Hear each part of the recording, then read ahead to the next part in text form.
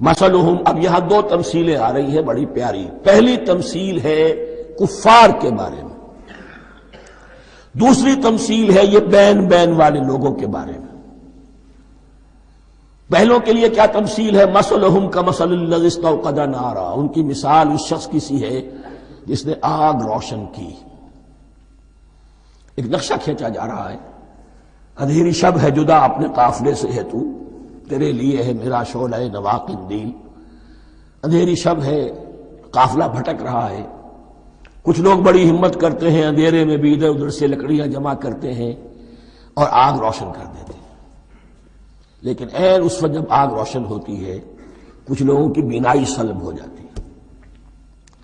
پہلے وہ اندھیرے میں اس لیے تھے کہ روشنی نہیں تھی، اب وہ اندھیرے کے اندھیرے میں رہ گئے کہ روشنی تو خارج میں آ گئی، اپنی اندر کی روشنی گل ہو گئی، بصارت سلب ہو گئی. یہ مثال ہے ان کفار کی کہ حضور کی آمد سے پہلے سب بھٹک رہے تھے، کوئی حقیقت واضح نہیں تھی، قافلہ انسانیت بھٹک رہا تھا اندھیری شب میں.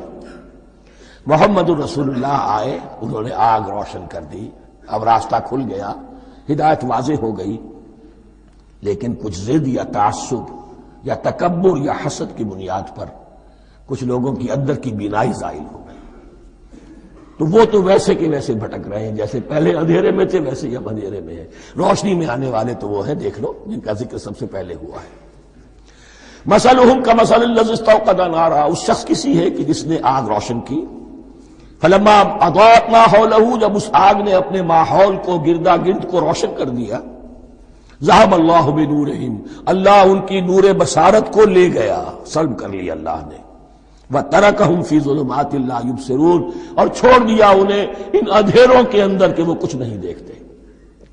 صم بکم عمی فہم لا یرجعون، اسم کہتے ہیں بہرے کو، سم جمع ہے اس کی، سمن. اب کمو کہتے ہیں گونگے کو، بکمن اس کی جمع ہے. آما کہتے ہیں اندھے کو، عمیون اس کی جمع ہے. یہ بہرے ہیں، گونگے ہیں، اندھے ہیں. فہم لا یرجعون، اب یہ لوٹنے والے نہیں.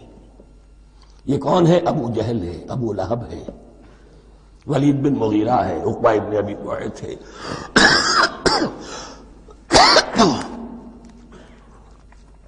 یہ سب کے سب ابھی زندہ ہیں جب یہ آیات نازل ہو رہی ہیں. ابھی تو غزوہ بدر ہوگا سن 2 ہجری میں، اور اس میں یہ سب جو ہے واصل جہنم ہوں گے. ابھی تک تو ہے نا.